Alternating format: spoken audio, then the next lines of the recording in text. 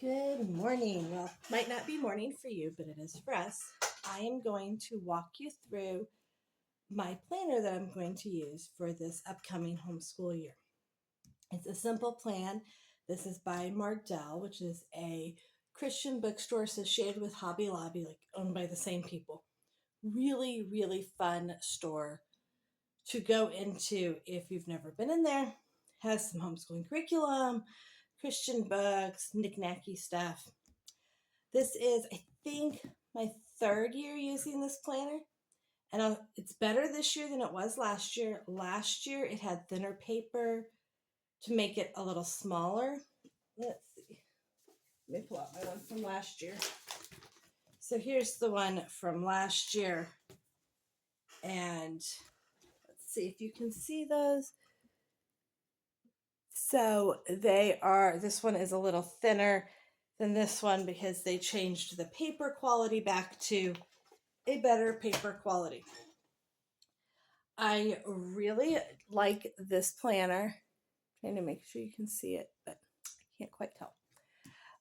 So I really like this planner because it has room for my entire family, and I've just gotten used to using it. So I'm going to show you how I use it and what's in it.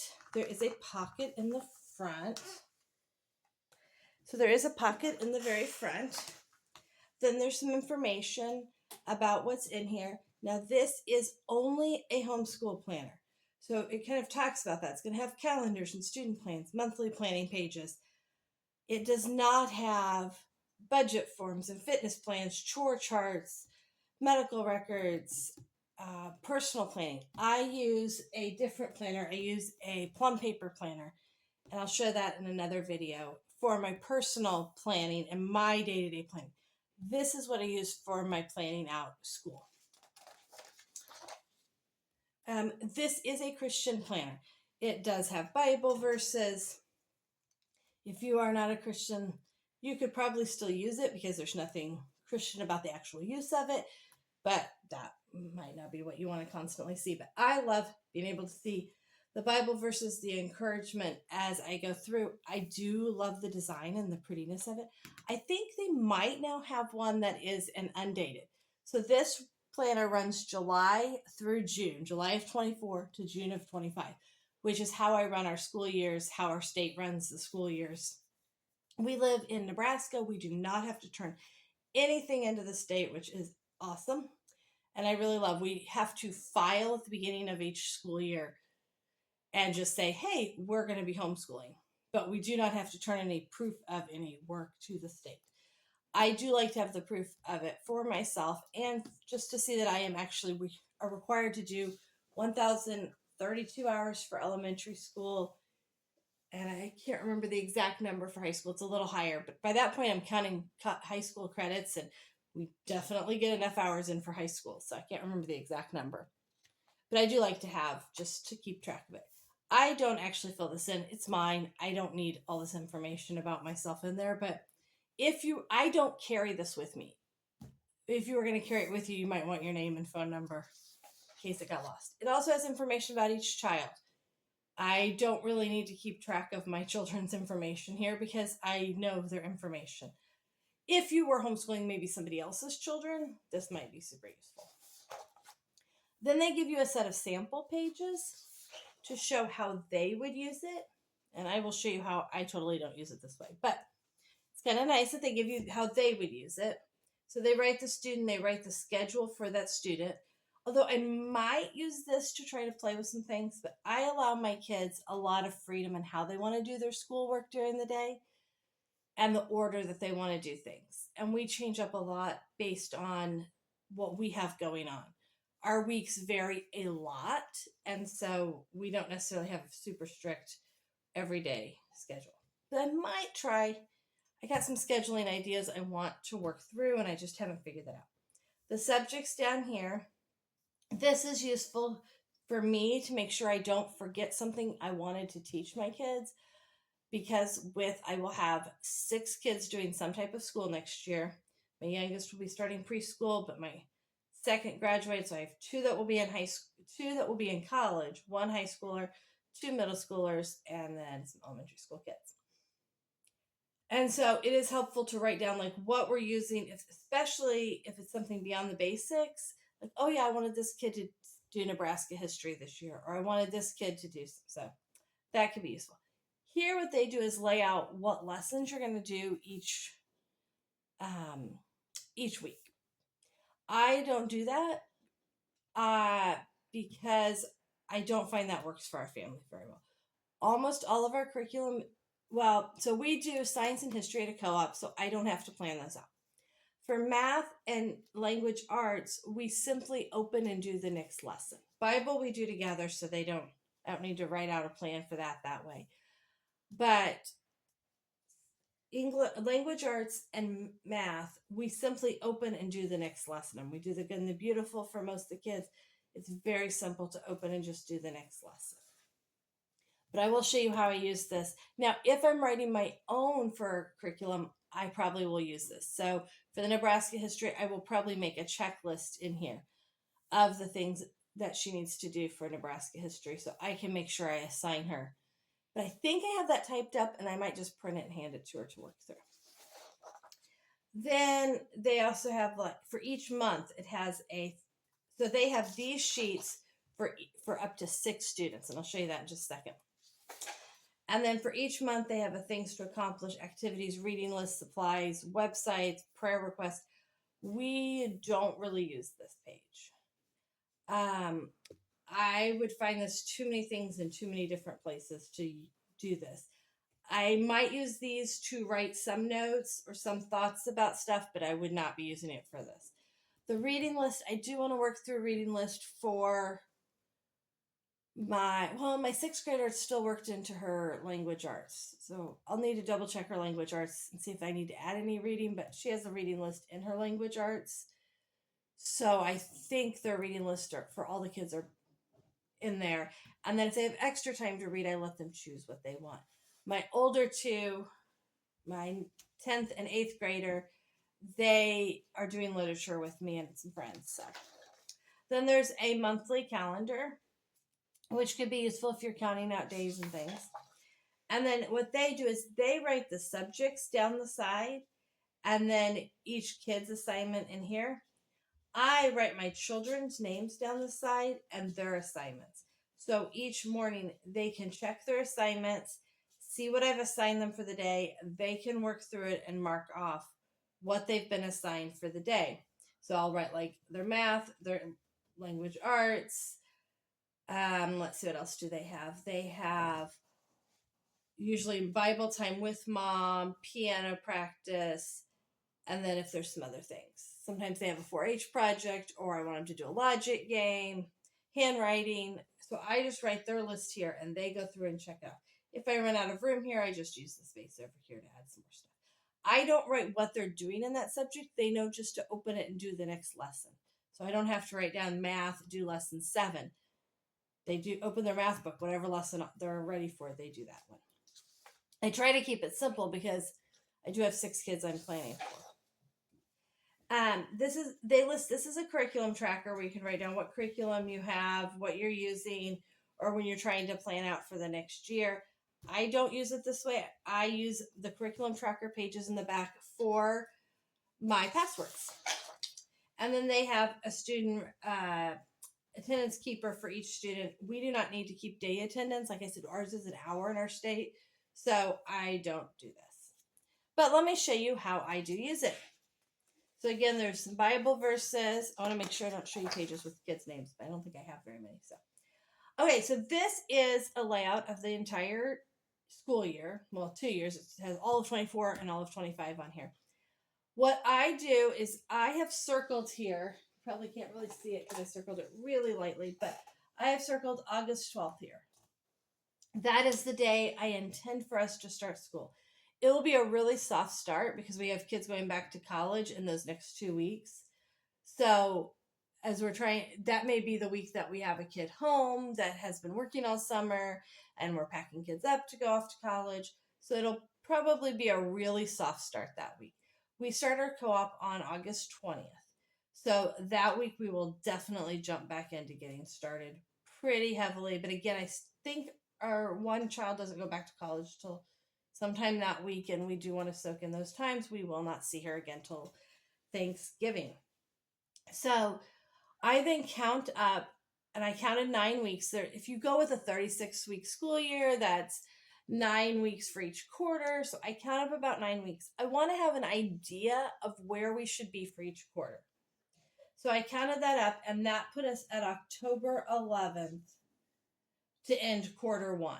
And the reason I do that is that in each curriculum, I look at where a quarter would be. Their math and language arts often has that, but I just count up where would a quarter be in the curriculum. And when we get close to this, are we there? Are we way ahead in math? Are we a little behind in language arts? Do we need to do an extra lesson of something to kind of help us catch up? That way we can try to, and then I have December 13th for quarter two.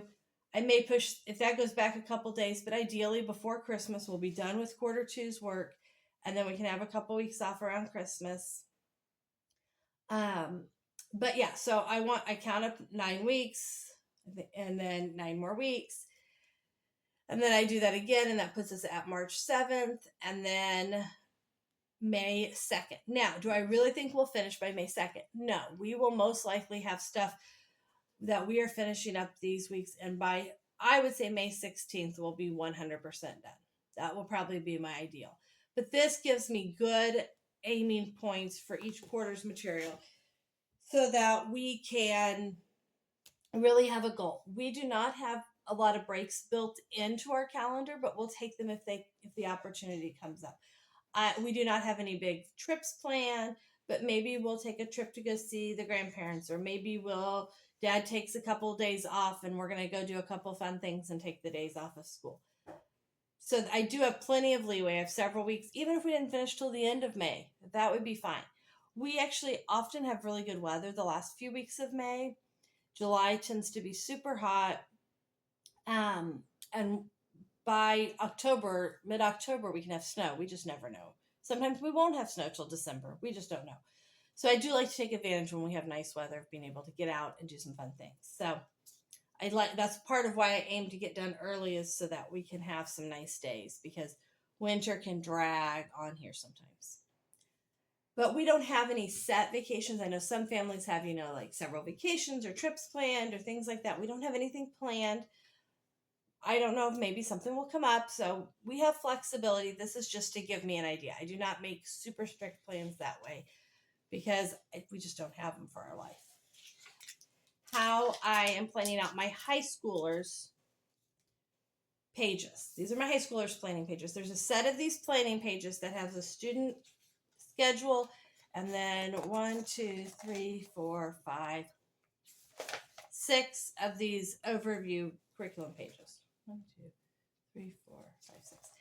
And there's 6 times of these. I will not use them all for all of my kids, but this is my high schoolers. I got white out on this one yesterday. I was working on it. So this is her subjects that she's doing. She's doing a credit of math, a credit of English, a credit of science, a credit of history. I have a credit of Spanish. She's finishing Spanish 1, and she's going to start Spanish 2. So Spanish 1 is on her 9th grade year. Spanish 2 might not be finished till her junior year. Not exactly sure how that's going to work out, but it's on there. Bible is either going to be half a credit or a credit. It will be based on the hours. She's doing that with her brother. Computer is going to be half a credit. Then I have on here 3 other things. Home ec, personal finance, art. She is very artistic and loves art, so there will probably be some of that. I'm still trying to decide. She's definitely doing some computer stuff. That'll be half an hour, learning like Excel, PowerPoint, Word. Your kid's waking up, so I may have to finish this later. Home ec, I'm going to write, I'll show you what I'm going to do for that. Personal finance, that is also a question mark, because I don't want her to have too much. We are doing literature with a friend, so I may end up her English may end up being more than a credit, so it may be like a credit of English and half a credit of literature, depending on how that works out. So this page, I went through her math book. She is going to be using Masterbooks Geometry, and I went through and just looked at their schedule of their testing.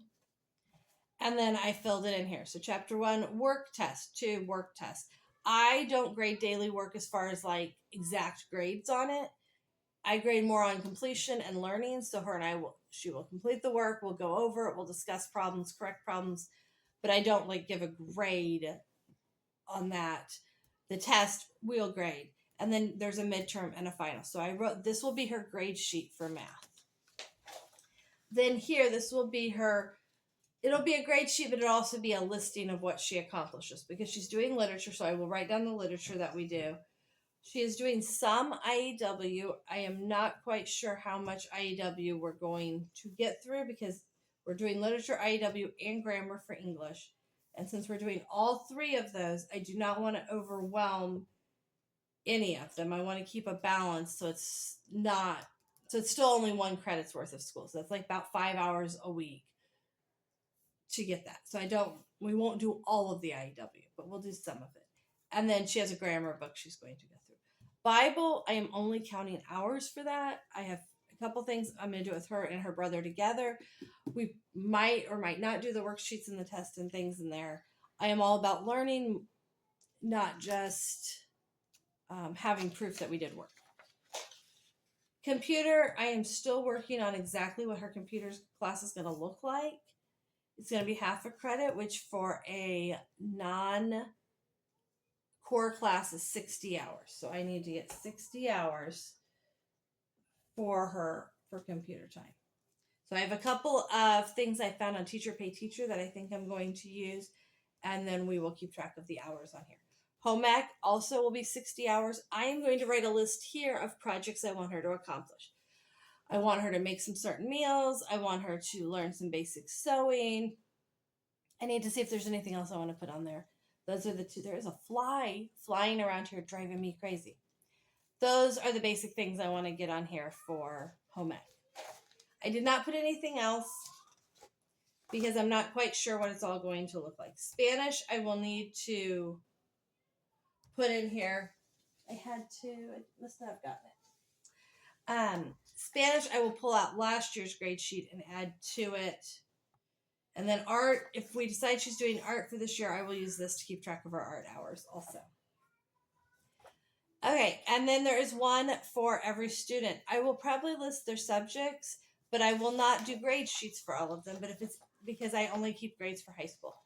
If it's anything, my 8th grader's doing algebra, which means that I do need a grade sheet for his algebra. I'm going to write that here so I don't forget. Because his algebra will count for a high school credit, even though he's taking it in 8th grade. Also, for her science and history, her science, she's doing a co-op. I am her teacher. I have a grade sheet for it. I printed it, but I also moved my printer downstairs, which means it is downstairs on the printer and not up here. So she will have a grade sheet that I will have in my co-op materials. Her history, she'll be graded by her history teacher for that, so I won't be keeping track of those grades. So, but if there's anything that I want to keep track of hours for the kids or make a list of what that class is going to look like for them, I can do that on these pages. And so each kid has a set of those pages. Now, I'm going to skip. So for July, this is what a week setup looks like. And what I do is I go through and list their names down here, and then I write whatever assignments they're going to have. And I have some videos. If you look at some of my planning videos, I do have some where I show you how I plan for a week during the school year. I typically write their co-op assignments down here, or I could write them on Tuesday because Tuesday is our co-op day, and so there would be room. Writing them here, though, because they will work on them during the week, and then the next week, which for this one would be in here, they will need to go back and see what their assignments are because often they finish their co-op assignments on Monday since we have co-op on Tuesday. So I typically write their co-op assignments here so they can keep track of them. I don't have to write my oldest. She's on the app that we use so she can see them herself. So I go through and write down their assignments for the week. And then each day they come in and check them off. And they meet with me whenever I have a chance. My youngest two obviously can't do a whole lot without me. But they will have some things like my 7-year-old can do his piano. He can read a little bit, or he can listen to an audiobook. He can do a logic game. They have lots of things to keep them what I like to call productively occupied during the day. We stay busy during our days. and they need to stay busy. We do work in fun days, so we might have a day where we go to the zoo. I then can use this to keep track of hours for my state. I can go through and count it up. And I use, I'm going to flip back. I will at the bottom of each monthly calendar write down each kid's name and how many hours they have for that month and how many hours they have for the year. So I can keep track of that. Our state does not check, but for my peace of mind, it's nice to know like we really did accomplish the number of hours we needed to. And so each month it goes through like that. They do have these that you can use. I have not. Maybe I will come up with a creative way. And then we get down to, oh, and each month has a future, I think each month has a future planning at the end. Yeah, there's a future planning if you want to make a list of what you want to accomplish in the next month or something like that. It goes all the way through June. We don't typically do school in June, but we will often have things like doing piano practice, maybe an art camp that they're doing or a sports camp that they're doing, and definitely working on 4-H projects in June. So all of that counts towards our school hours. Then at the back, there is a student records. I do not use this because we don't keep track of days in our state, which I prefer, because some days we might do an hour or two of school and that needs to count, but it's not a full school day. Then some other day we might do 7 or 8 hours of school. That's more than a full school day. So I like the balance of being able to keep track of our hours and not our days. So we have those for each student. And then there are these curriculum trackers. And I will come through and put some washi tape over all this. And I will use this to keep track of all of my passwords that I need for the coming year. And I just copy them over from my other planner. And it typically takes all the pages because I have kids' passwords and my passwords and there's all kinds of stuff. And then there is a grading chart back here. There are some reading suggestions, which are kind of fun to look at. A salvation message, extracurricular information. I don't keep any of this on here for when we do extracurriculars. But they're here if you needed them for some reason. And then some note pages, so as you're starting to plan for the next year. There's also a few fun stickers, not a whole lot, but there are some fun stickers. I don't tend to use stickers in my school planner. I do a lot in my personal planner. And another pocket in the back. So I really like this planner for having what I need, and I found a way to make it work for our family really, really well to keep all of the kids' information. I keep it on my desk. The kids are responsible for checking things off as they do them. So at any point in the day, I can look at it, see who has accomplished what for the day and what they have left to do. And if they're focused on their school or not doing what they need to do, I can see that pretty quickly and stay on top of that so that we don't end up at the end of the day at 4:00. They're like, oh, I didn't actually get much done today. It helps them to learn to regulate themselves, but me watching over what they are doing.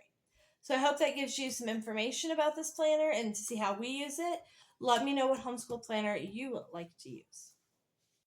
Thanks for joining us today. Please leave a comment if you have something else you'd like me to talk about or you have any questions.